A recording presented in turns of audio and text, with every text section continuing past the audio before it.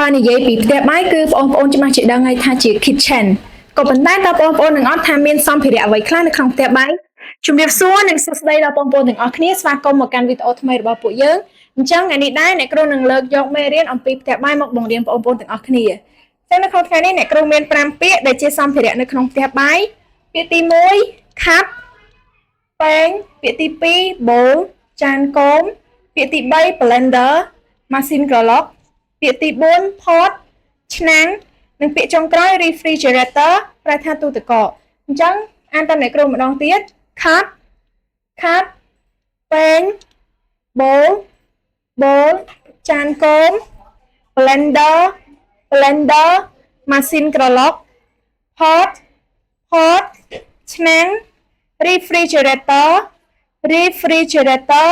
ទូទឹកកកអញ្ចឹងវីដេអូអ្នកគ្រូថ្ងៃនេះមានតែប៉ុណ្្នឹងជួបគ្នានៅវីដេអូក្រោយជម្រាបលា